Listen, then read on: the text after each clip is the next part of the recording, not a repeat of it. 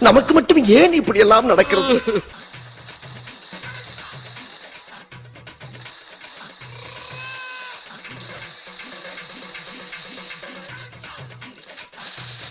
ஒரு அளவுக்கு தான் ப்ரோ எல்லாமே. சும்மா எல்லாம் நோண்ட கூடாது ப்ரோ. நான் யாருக்கு என்ன துரோகம் பண்ண